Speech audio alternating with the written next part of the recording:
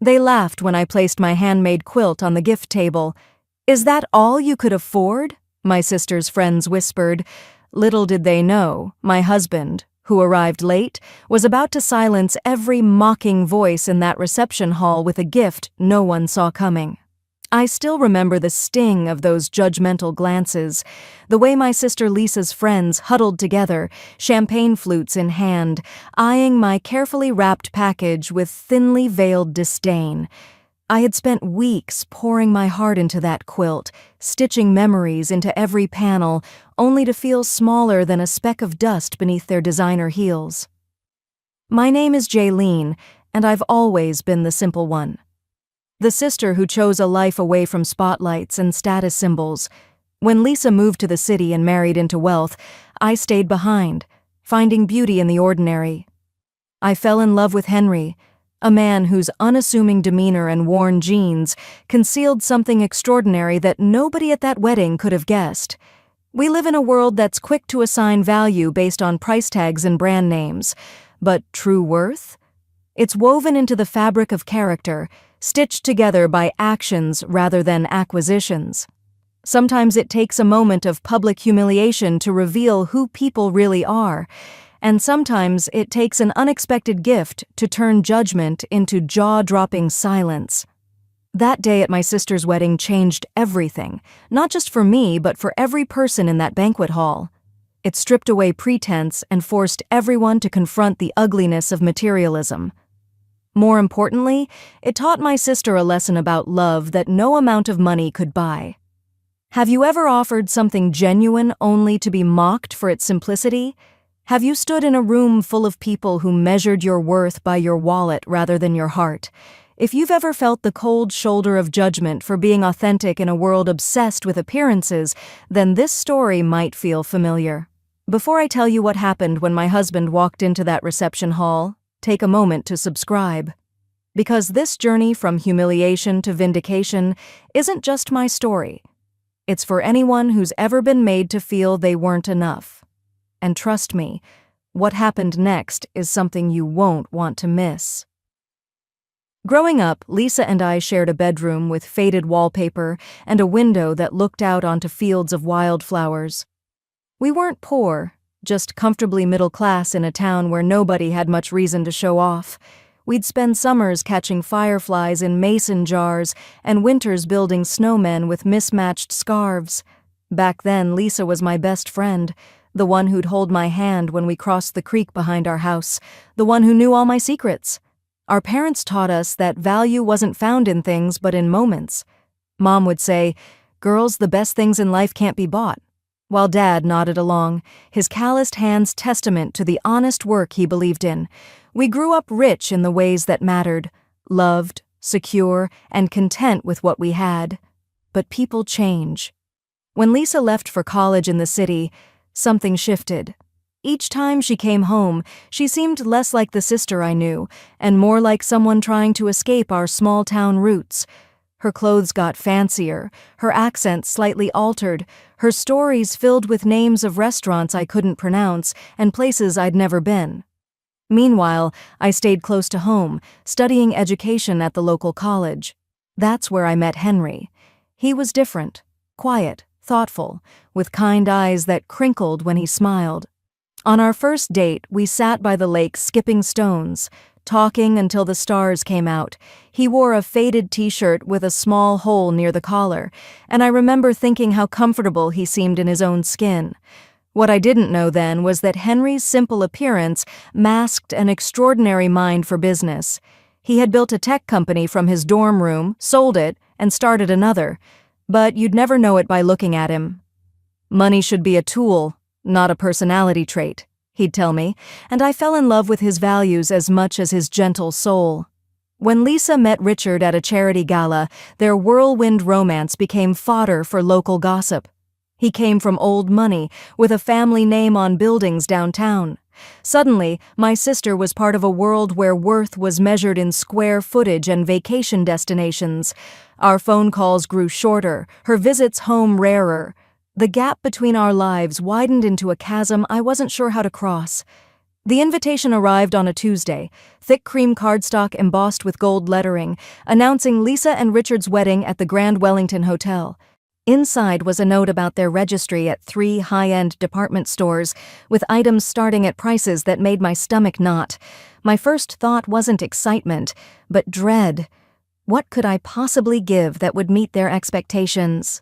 That night, as Henry and I sat on our porch swing, I showed him the invitation. "I want to give her something meaningful," I said, watching fireflies dance in our modest garden. "Something that reminds her of who we were before all this." Henry squeezed my hand. "Then give her that, a piece of your heart, not your wallet." The idea came to me while sorting through old photos, a memory quilt. I dug through attic boxes, finding scraps of fabric from our shared childhood, a piece of the curtains from our bedroom, a square from the dress Lisa wore to her high school graduation, fabric from the tent we camped in during our last summer together. Each piece told a story only she would understand. For 6 weeks, I worked every evening after my teaching job, cutting, arranging, and stitching. My fingers grew calloused, but with every stitch, I felt like I was reaching across the divide between us, trying to remind Lisa of the sister she once knew. Henry watched me work with pride, though he warned me gently, people who value things over meaning might not understand this gift. Then he shared disappointing news. He had an unavoidable business meeting overseas and would miss the beginning of the wedding. "I'll try to make it for the reception," he promised, kissing my forehead. As the wedding approached, anxiety tightened around my chest like a vice.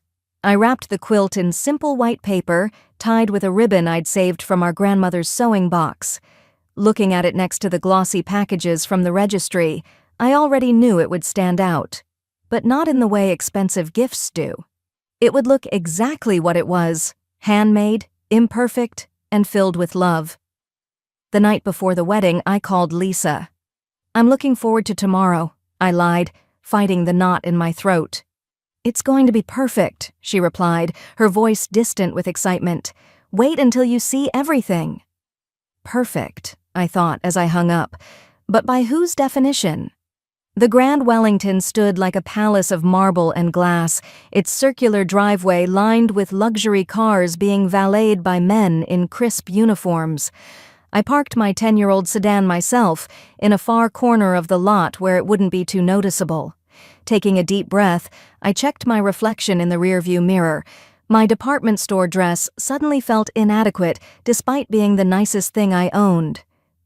Clutching my gift, I walked through the imposing entrance, immediately enveloped in a world of excess.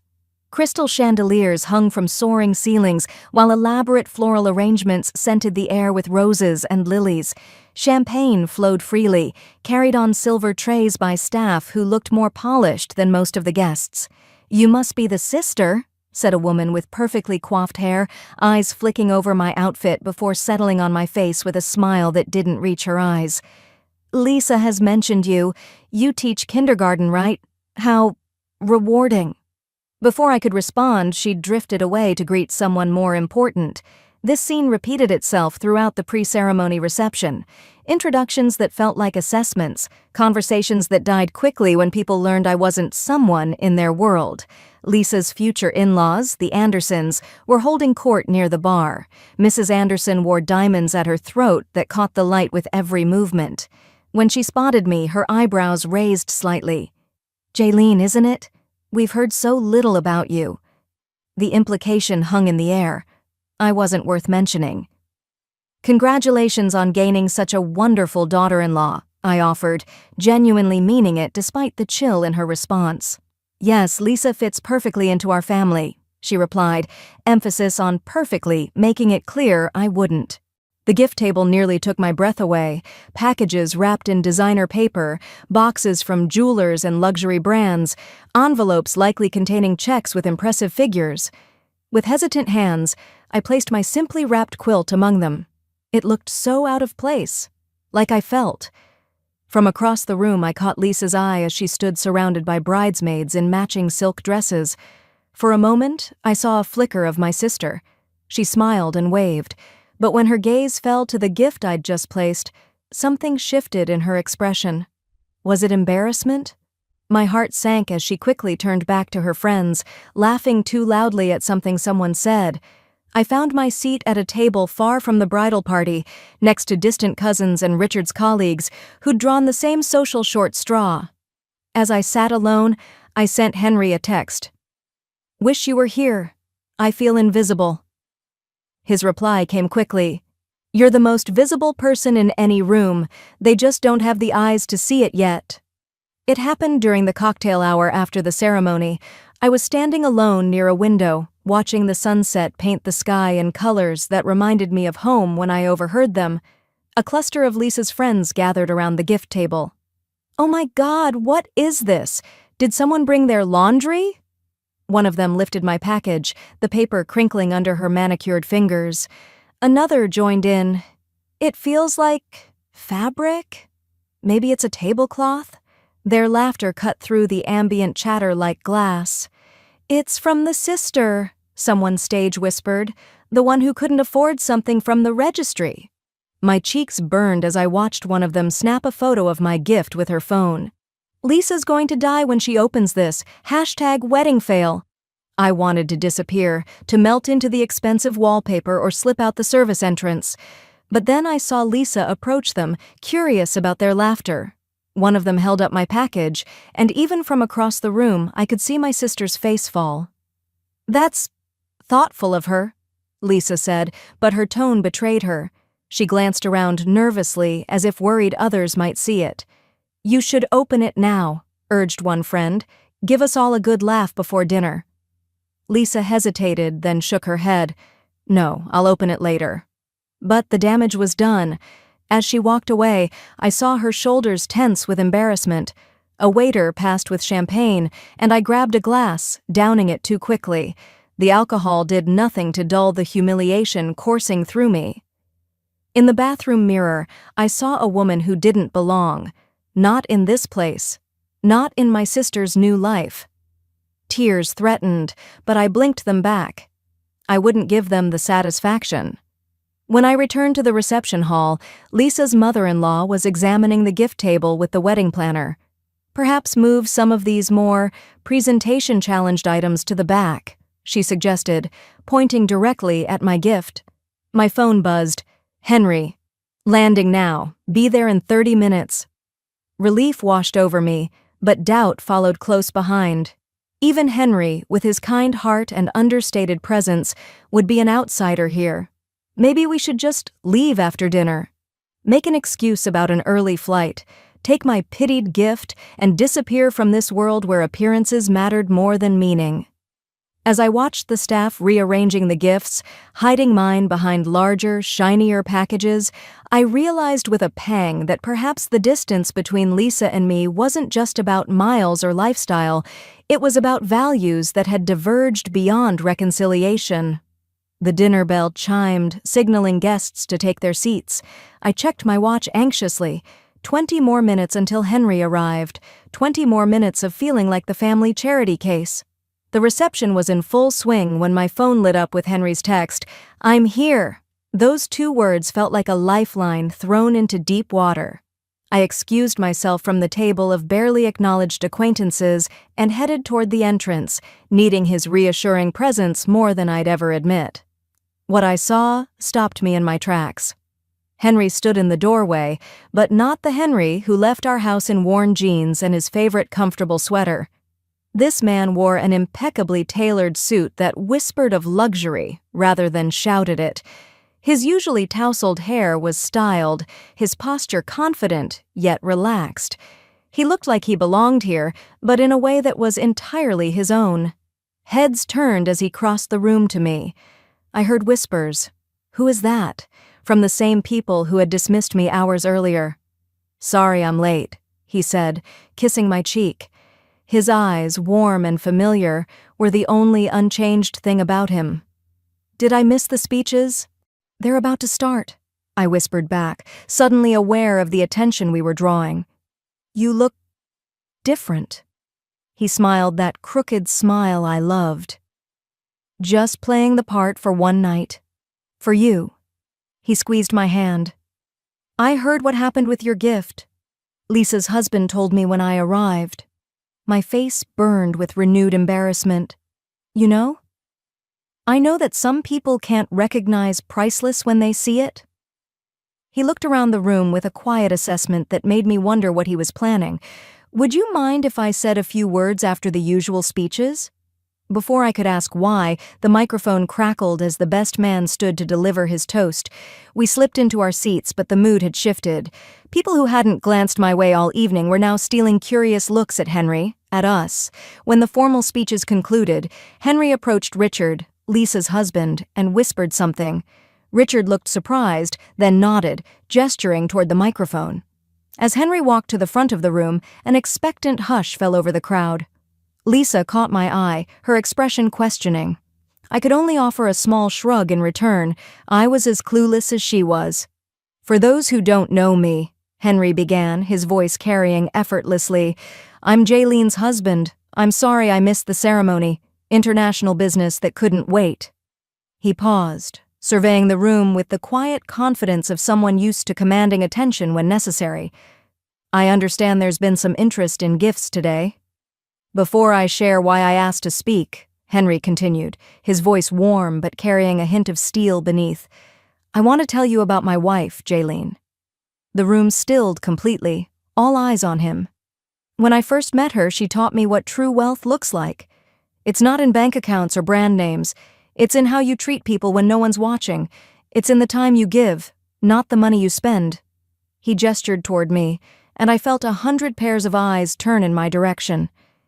Jaylene spent weeks creating a quilt for her sister, not because she couldn't afford something from a store, but because she wanted to give something money can't buy, memories stitched together with love. Each piece of fabric tells a story only sisters would understand. Lisa's eyes widened, a faint blush coloring her cheeks as understanding dawned. I've been fortunate in business, Henry continued modestly. More fortunate than most know. We choose to live simply not because we must, but because we've seen how excess can empty rather than fill a life. Murmurs rippled through the crowd. Mrs. Anderson leaned forward, her diamonds catching the light as she whispered urgently to her husband. Lisa, Richard, Henry addressed them directly, I believe the greatest gift isn't what fits in a box or on a registry. It's the foundation on which you build your life together. He reached into his jacket and withdrew an envelope. Which is why Jaylene and I wanted to give you something to start that foundation properly. With a nod to the event coordinator, the lights dimmed and a projection appeared on the wall behind him. A stunning Mediterranean-style villa overlooking the ocean, exactly the dream home Lisa had described over Christmas dinner last year.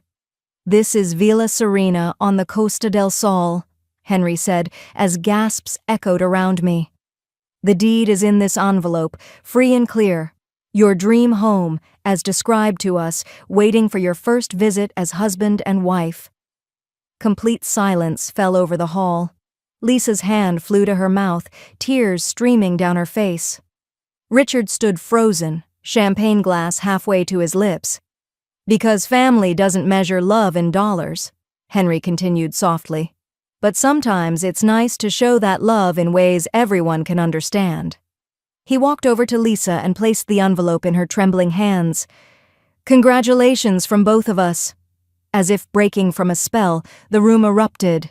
People stood, applauding.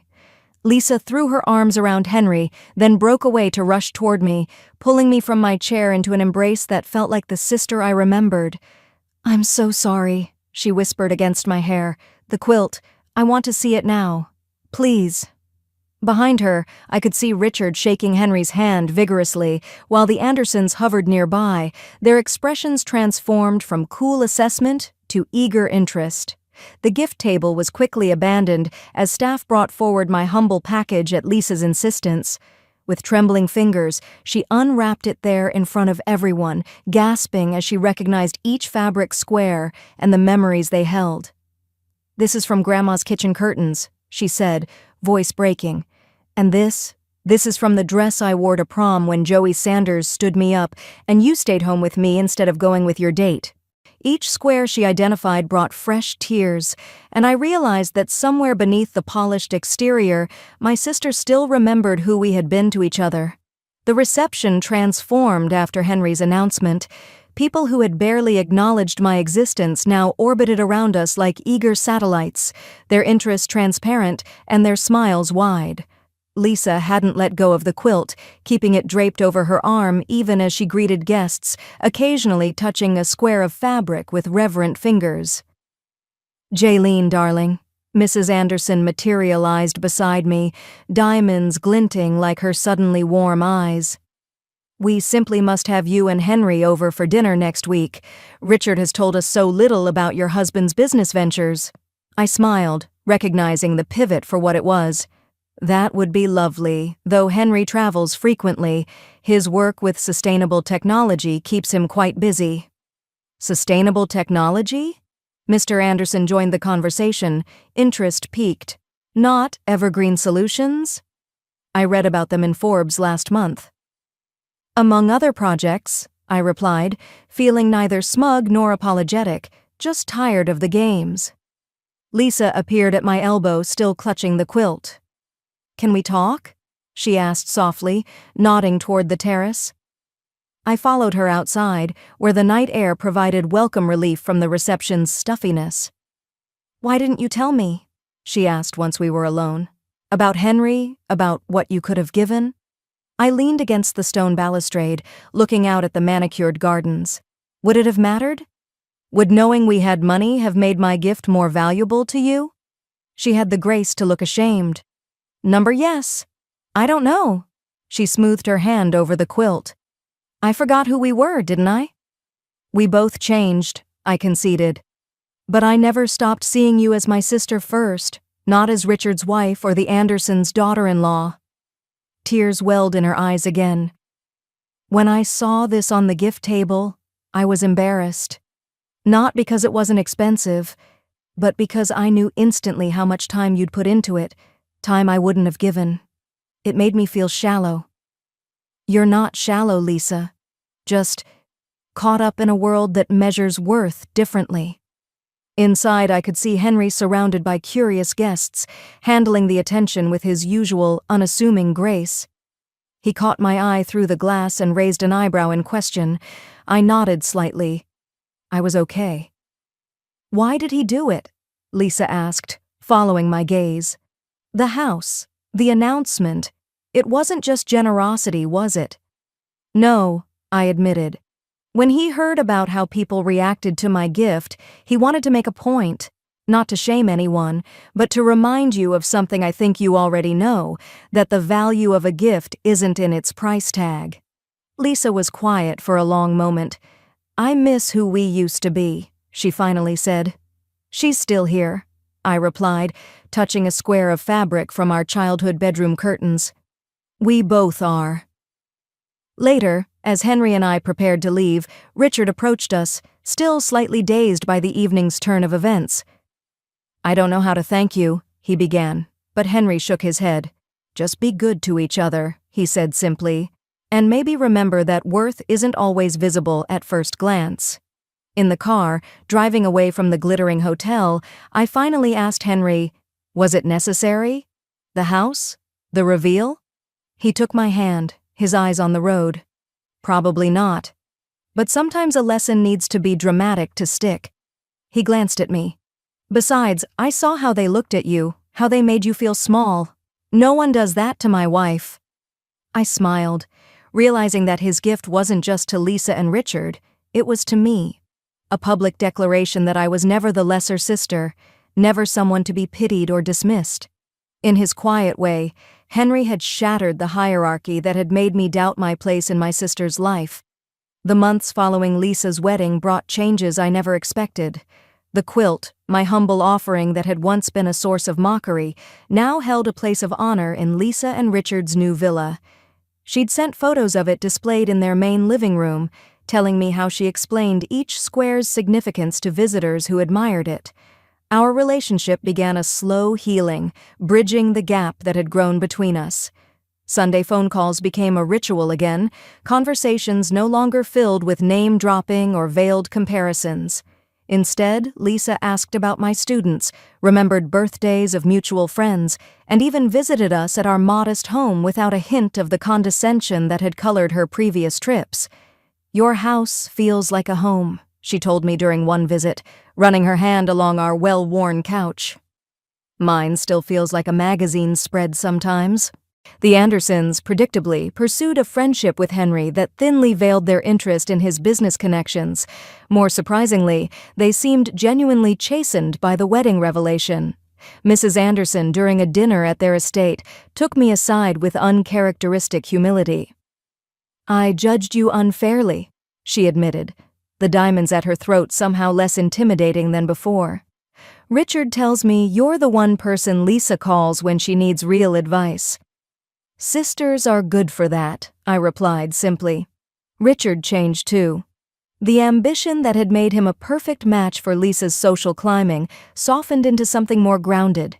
He consulted Henry on charitable foundations, started a mentorship program at his firm for underprivileged youth, and even began joining Lisa on her visits to our parents' home, something he'd always found excuses to avoid before. As for Henry and me, we continued living as we always had, comfortably but without ostentation. His business success grew, but our values remained unchanged. We chose experiences over possessions, relationship over status. "Do you ever regret it?" I asked him once. "Not living up to what your wealth could buy?" He looked up from the book he was reading in our small backyard garden. "I live exactly as wealthy as I want to be," he said. "Rich in what matters."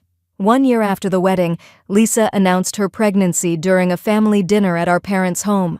As congratulations flowed, she reached for my hand. "Will you make a baby quilt?" she asked quietly. "Like the wedding one, with family memories?" I squeezed her fingers, feeling the full circle of our journey. "Already started," I confessed. Later, watching our family gathered around the table, parents, Lisa, and Richard, Henry, I realized that the gift at the wedding had never been just about a quilt or a villa. The real gift had been perspective, a mirror held up to values that had drifted off course. Sometimes it takes a moment of humiliation, followed by an unexpected revelation, to remember what truly matters. For Lisa, it was rediscovering the sister who knew her before designer labels defined her worth. For her friends, it was the humbling lesson that judgment often reveals more about the judge than the judged. And for me, it was the confidence to know that my worth had never been in question, except perhaps in my own mind. Looking back on that wedding day now, 3 years later, I can see it was a turning point for all of us. The moment when appearances shattered to reveal what lay beneath, both the ugliness of judgment and the beauty of genuine connection. Lisa and I sit on her terrace overlooking the Mediterranean, watching her toddler son play on a quilt spread across the lawn, his own memory quilt, stitched together from his parents' favorite clothes and blankets. The original wedding quilt hangs framed in their entryway, a daily reminder of lessons learned. "I was such a snob," Lisa says, shaking her head at the memory. "I can't believe I was embarrassed by your gift." "And I was insecure," I admit. "Always measuring myself against what I thought you had become." We've both grown. Lisa found her way back to authenticity without abandoning the life she built. I discovered confidence that doesn't depend on others' validation. Our relationship is stronger for having been tested, more honest for having faced our worst moments together. Henry's company has gone public since then, making news that finally revealed to the world what few had known. When asked about his modest lifestyle in interviews, he always says the same thing. Success should change your opportunities, not your character. The friends who mocked my gift at the wedding? Most drifted away as Lisa's priorities shifted. A few, humbled by the experience, became more genuine. Mrs. Anderson now heads a charity supporting handmade crafts from rural artisans, an irony not lost on any of us. Life has a way of balancing accounts, of revealing true worth in unexpected moments. That day, standing humiliated beside a gift table, I couldn't have imagined how a single quilt and an extraordinary gesture would realign so many lives. If you've ever been judged for offering something genuine in a world that values glitter over gold, remember this: True worth isn't determined by observers. It's intrinsic, woven into the fabric of who you are and the love you choose to give. The most valuable gifts, the ones that change lives, rarely come in expensive packages. They come wrapped in courage, in vulnerability, in the willingness to offer your authentic self, even when it might be misunderstood. My name is Jaylene, and this is my story. But in many ways, it's a story about all of us. About the masks we wear, the judgments we make, and the moment when we discover that what matters most was never for sale. If this story resonated with you, please subscribe to hear more reflections on finding authenticity in a world obsessed with appearances. Share your own experiences in the comments below. When have you been judged unfairly? When has someone's true worth surprised you? Remember, in a world that's quick to assign value based on the surface, the most revolutionary act is to see and be what lies beneath.